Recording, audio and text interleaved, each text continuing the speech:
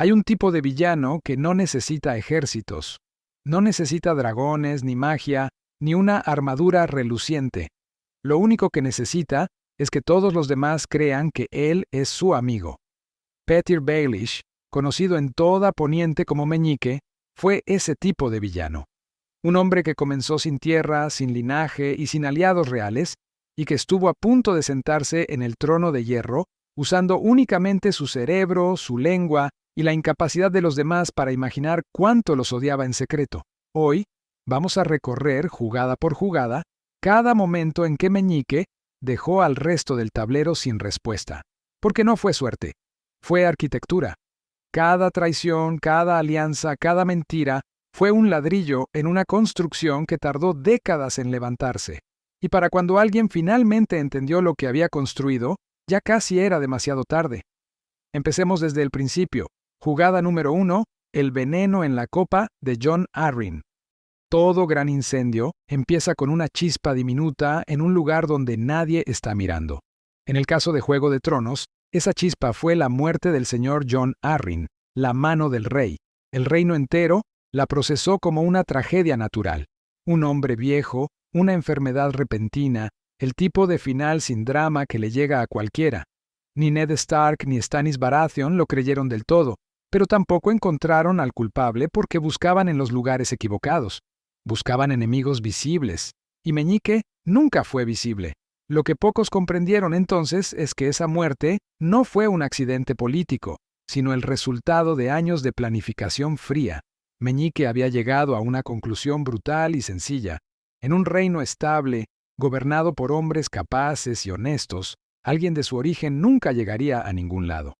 Era un lord menor de una casa irrelevante en una isla que nadie señalaba en los mapas. El sistema funcionaba en su contra. Por lo tanto, el sistema tenía que romperse, y Jon Arryn era el sistema. Era el pegamento humano que mantenía juntas las piezas del reino. Sin él, todo se ablandaba. Sin él, Robert Baratheon quedaría expuesto. Los Stark saldrían del norte, y las tensiones latentes entre las grandes casas comenzarían a arder. Pero Meñique no iba a mancharse las manos. Eso nunca fue su estilo. En cambio, dirigió su atención hacia la persona que más lo adoraba en el mundo, Lysa Tully, la esposa del propio Jon Arryn. Lysa llevaba años enamorada de Petyr desde que eran jóvenes, y ese amor no había envejecido bien. Se había convertido en una obsesión densa y frágil, lista para ser usada. Meñique encontró el punto exacto de presión. El miedo de Lysa a perder a su hijo. Le plantó en la mente la idea de que Jon planeaba enviar al pequeño Robin a vivir lejos de ella, bajo la tutela de otra casa. Para una mujer tan inestable emocionalmente, eso era el fin del mundo. Y Meñique llegó con la solución. Un veneno sin rastro, conocido como lágrimas de Lys, y la instrucción de verterlo en el vino de su marido. Lysa lo hizo, y después, siguiendo las instrucciones de Petyr, le escribió a su hermana Catelyn una carta codificada en la que señalaba a los Lannister como responsables del crimen. Con un solo movimiento, Meñique había eliminado al hombre más estabilizador del reino, había creado un informante permanente en el nido de águilas y había plantado la semilla de la desconfianza entre dos de las familias más poderosas de Poniente. Todo antes de que comenzara el primer capítulo de la historia. Todo sin que nadie lo viera venir. Jugada número 2. La trampa de la daga Valyria. Una vez que Ned Stark llegó a desembarco del rey, Meñique tenía que asegurarse de que la tensión entre los Stark y los Lannister no se quedara en una rivalidad política fría. Necesitaba sangre. Necesitaba un acto concreto que obligara a ambas familias a moverse. La oportunidad llegó de forma inesperada. Un asesino a sueldo intentó matar a Bran Stark mientras el niño estaba inconsciente en su cama. El arma que usó era llamativa, una daga de acero valirio, el tipo de hoja que no se fabrica en ninguna herrería común. Era una pieza que tenía historia, que tenía dueño, que dejaba rastro. Cuando Catelyn Stark llegó a la capital con la daga buscando respuestas, Meñique se presentó como su aliado más cercano. Y entonces hizo lo que mejor sabía hacer: mirar a los ojos a alguien que confiaba en él y mentir con una precisión quirúrgica. Le dijo que esa daga había sido suya, que la había perdido en una apuesta durante un torneo, y que quien se la había ganado era Tyrion Lannister. Era una mentira perfecta por varias razones. Primero, era específica. Tenía nombres, fechas, contexto. Las mentiras vagas generan dudas. Las mentiras con detalles generan certeza. Segundo, apuntaba al blanco más conveniente posible. Tyrion era el miembro de los Lannister que más enemigos tenía dentro y fuera de su propia familia, lo que hacía la acusación creíble. Tercero, Meñique calculó correctamente cómo respondería cada pieza del tablero. Sabía que Catelyn, herida y furiosa, actuaría impulsivamente. Y así fue. Cuando se cruzó con Tyrion en una posada en el camino de regreso al norte, lo arrestó públicamente bajo la acusación de haber intentado asesinar a su hijo. Ese arresto fue la chispa. Tywin Lannister no era un hombre que tolerara humillaciones, y la respuesta fue inmediata y violenta. Lo que comenzó como una mentira susurrada en un burdel terminó convirtiéndose en el preludio de una guerra que costó decenas de miles de vidas. Y Meñique lo había orquestado todo sin tocar una sola espada. Jugada número 3. La traición a Ned Stark. Si las dos jugadas anteriores fueron partidas de ajedrez jugadas desde lejos, la traición a Ned Stark fue el momento en que Meñique bajó al tablero y movió la pieza decisiva con sus propias manos. Ned Stark era, en muchos sentidos, el peor tipo de hombre para Meñique. Honesto, predecible en sus principios, incapaz de imaginar la traición en alguien que se presentaba como amigo. Meñique lo vio llegar a desembarco del rey y supo de inmediato que era una figura que no podía coexistir con sus planes. Un hombre recto en el centro del poder es un obstáculo inamovible para alguien que opera en las sombras. Así que Petyr hizo algo brillantemente perverso. Se convirtió en el mejor aliado de Ned. Lo guió a través de los laberintos de la corte, le reveló secretos reales. Lo ayudó a descubrir que los hijos del rey no eran legítimos. En cada paso, se mostró como el único hombre en quien Ned podía confiar en una ciudad llena de depredadores. Y fue construyendo esa confianza con un propósito específico. Necesitaba que Ned, en el momento más crítico, pusiera su destino en manos de Meñique.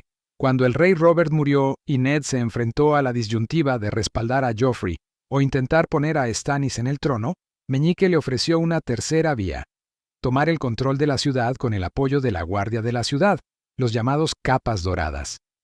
Le prometió que había comprado su lealtad, le aseguró que los soldados obedecerían. Ned, cuya ética le impedía imaginar que alguien podía actuar con tanta frialdad calculada, confió en él. Lo que siguió fue una de las escenas más devastadoras de la serie.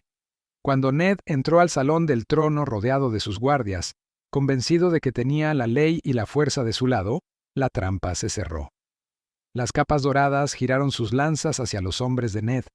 La sala se llenó de gritos y acero. Y mientras el caos se desataba, Meñique apareció detrás de Ned, apoyó una hoja contra su garganta y pronunció la frase que se convirtió en su epitafio personal: «Ya te dije que no confiaras en mí». Con esa traición, Meñique entregó el trono de hierro a los Lannister, se aseguró de que Cersei quedara en deuda con él, y destruyó a la única figura que podría haber impuesto un orden que lo dejara fuera del juego. Todo en una sola noche.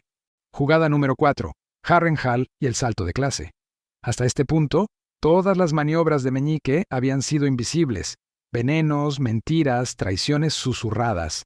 Pero había un límite estructural que ninguna conspiración podía superar: su origen. Por más dinero que acumulara y por más secretos que guardara, seguía siendo un lord menor, sin tierras relevantes, ni sangre noble que impresionara a nadie. En Poniente, ese techo de cristal era casi irrompible. La solución fue elegante. Cuando los Lannister necesitaban a alguien lo suficientemente hábil para negociar la alianza con la casa Tyrell, Meñique se ofreció voluntario. Y a cambio de ese servicio, pidió algo que a los Lannister les pareció una broma: Harrenhal. Harrenhal era, sobre el papel, la fortaleza más grande de los 7 reinos. En la práctica, era una ruina maldita, derretida por el fuego de los dragones siglos atrás, imposible de mantener, con una reputación de atraer la muerte hacia quienes la poseyeran. Los Lannister la cedieron encantados, convencidos de que le estaban entregando una carga que lo hundiría. Pero Meñique nunca quiso el castillo, quería el título que venía con él. Al convertirse en señor de Harrenhal, Petyr Baelish pasó de ser un administrador talentoso a ser, legalmente, un gran señor. Eso cambiaba todo. Su estatus ante los ojos del reino se transformó de golpe. Las puertas que antes estaban cerradas para él, incluyendo la posibilidad de casarse con una gran dama viuda como Lisa Arryn, se abrieron de par en par. En un mundo donde el apellido lo era todo, Meñique había encontrado la manera de comprarse un apellido nuevo. Y lo había hecho convenciendo a sus enemigos de que le estaban haciendo un favor. Jugada número 5, la boda púrpura y la muerte de Joffrey. Hasta aquí, Meñique había operado desde los márgenes, empujando, susurrando, sembrando. Pero con la muerte de Joffrey en su propia boda, escaló a una dimensión completamente diferente. Esta no era una jugada de relleno, era regicidio. Joffrey Baratheon era un problema para casi todos en Poniente, incluyendo para Meñique. Su reinado era caótico, impredecible y sádico, el tipo de gobierno que hacía imposible cualquier plan a largo plazo. Y Olenna Tyrell, la matriarca de esa familia, no estaba dispuesta a entregar a su nieta a un monstruo coronado. Meñique vio en esa coincidencia de intereses una oportunidad y construyó la operación más audaz de su carrera. El mecanismo fue ingenioso en su invisibilidad. Tiempo antes de la boda, un caballero caído en desgracia que le debía la vida a Petyr, le entregó a Sansa Stark un collar presentado como una reliquia familiar. Sansa lo usó en la ceremonia, sin sospechar que una de las piedras decorativas no era una piedra, sino una cápsula que contenía un veneno de acción rápida conocido como el estrangulador. Durante el banquete, en medio del ruido y el espectáculo, Olenna se acercó a Sansa con el pretexto de arreglarle el cabello. En ese instante, tomó la piedra del collar, y cuando Joffrey alzó su copa, el veneno ya estaba dentro. El rey murió convulsionando en el suelo de su propia celebración, mientras su madre gritaba y la corte entera entraba en pánico. Y en ese mismo momento, los hombres de Meñique ya tenían a Sansa en movimiento hacia el puerto, donde un barco la esperaba con Petyr a bordo. La genialidad de esta jugada no fue solo matar a un rey, fue lo que vino después. Cersei, ciega de dolor y furia, volcó todas sus sospechas sobre Tyrion. Los Tyrell, que habían corrido el riesgo real de administrar el veneno, quedaron libres de sospecha. Y Meñique se llevó a Sansa, el último Stark con derecho legítimo a reclamar el norte, convirtiendo a una joven en la carta más valiosa del tablero sin que nadie entendiera exactamente lo que había ocurrido. Jugada número 6. La toma del nido de águilas y el juicio del mirlo. Con Sansa bajo su ala y el título de señor de Harrenhal en su haber, Meñique finalmente pudo cobrar la inversión más antigua de su vida, Lisa Arryn y el Valle de Arryn. Llegó al nido de águilas, se casó con Lisa y se convirtió de la noche a la mañana en el señor protector de una de las regiones más inexpugnables de Poniente. Era la base de operaciones que había soñado. El problema fue que Lisa era una bomba de tiempo. Cuando descubrió que Petyr había besado a Sansa, su mente frágil se quebró. En un acceso de furia, arrastró a la joven hasta la puerta lunar, esa abertura en el suelo desde donde los condenados caían al vacío kilómetros más abajo, y estuvo a punto de arrojarla. Meñique entró, desactivó la situación con la suavidad calculada que lo caracterizaba, calmó a Lisa con palabras dulces, y en el instante en que Sansa estuvo a salvo, reveló su verdad con una crueldad helada. La única mujer a la que había amado toda su vida había sido Catelyn, la hermana de Lisa. Y empujó a Lisa por la puerta lunar. El verdadero peligro llegó después. Los señores del valle querían respuestas. Meñique era un extraño de desembarco del rey, conocido por sus intrigas, y su esposa había caído por una ventana. Querían un juicio. Pero Meñique tenía a Sansa. Y Sansa, bajo su disfraz de sobrina, le dio al tribunal exactamente lo que él necesitaba. Una historia de suicidio, contada entre lágrimas, con la mezcla perfecta de verdad y mentira que hace que cualquier relato resulte imposible de refutar. Los señores que minutos antes pensaban en ejecutarlo, terminaron compadeciéndose de él, y el nido de águilas fue suyo. Jugada número 7. La entrega de Sansa a los Bolton. Esta fue quizás la jugada más fría de toda la serie, porque implicaba usar a alguien que confiaba en él como moneda de cambio en una guerra que él mismo iba a arbitrar. Después de la boda roja, los Bolton controlaban el norte, pero su poder era frágil. Eran odiados por los señores norteños y dependían del favor de los Lannister, que tampoco los amaban. Meñique vio en esa fragilidad una palanca. Le propuso a Sansa que casarse con Ramsay Bolton era la única forma de recuperar Invernalia, que tenía que dejar de ser una víctima y convertirse en jugadora, que él estaría ahí para rescatarla cuando llegara el momento. Mientras tanto, viajó a Desembarco del Rey y le dijo a Cersei que los Bolton habían encontrado a Sansa y planeaban casarla sin el permiso de la corona. Eso enfureció a Cersei con los Bolton. Y Meñique se ofreció a llevar a los Caballeros del Valle hacia el norte para resolver el problema, a cambio de ser nombrado Guardián del Norte. El tablero estaba configurado de forma que Meñique no podía perder. Si los Bolton sobrevivían, quedarían debilitados y en deuda. Si caían, él llegaría como salvador de los Stark. Había entregado a Sansa a sus enemigos mientras simultáneamente organizaba su destrucción, todo con el objetivo de quedar como el único adulto responsable de la región entera. Jugada número 8. La batalla de los bastardos. Hay una diferencia enorme entre ser el hombre que gana una batalla y ser el hombre sin el cual la batalla no podría haberse ganado. Meñique entendió esa diferencia mejor que nadie. Cuando Jon Snow y Sansa recorrían el norte, buscando desesperadamente casas que los apoyaran para recuperar Invernalia, los números nunca les alcanzaban. Sansa lo sabía, y sabía quién tenía los hombres que les faltaban. Así que le escribió a Meñique pidiendo que los Caballeros del Valle acudieran en su ayuda. Meñique recibió la carta, y esperó. No porque no pudiera moverse antes, sino porque moverse antes significaba ser uno más. Llegar en el último segundo significaba ser el único que importaba. Cuando los ejércitos de Jon estaban completamente rodeados, aplastados entre la muralla de escudos Bolton y los montones de cuerpos que se elevaban a su alrededor, cuando la derrota era una cuestión de minutos, los cuernos sonaron, y la caballería del valle cruzó la colina. La victoria fue total.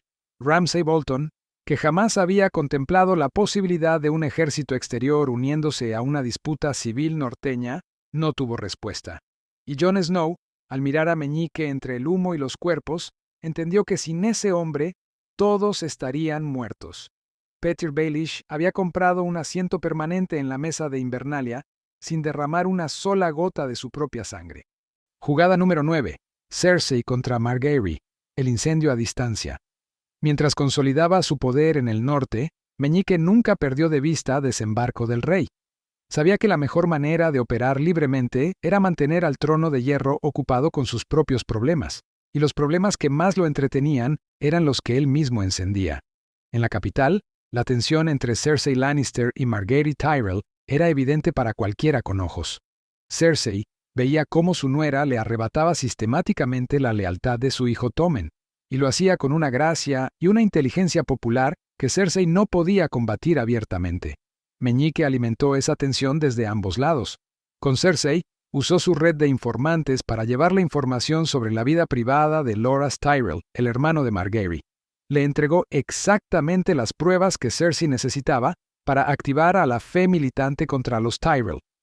Lo que Cersei no vio fue que Meñique calculó que los fanáticos religiosos que ella estaba armando acabarían volviéndose contra ella misma.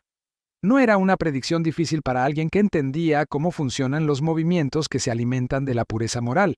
Eventualmente, encuentran culpa en todos. El resultado fue el colapso de la alianza entre las dos familias más poderosas del sur. Mientras Cersei y Margaery se destruían mutuamente en una guerra de influencias que terminó en explosiones y cadáveres, Meñique estaba a cientos de kilómetros de distancia, construyendo su reino.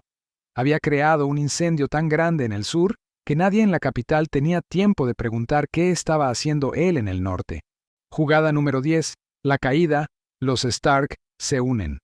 Pero hasta el arquitecto más brillante comete un error de cálculo, y el error de Meñique fue subestimar a las personas que había tratado toda su vida como piezas prescindibles.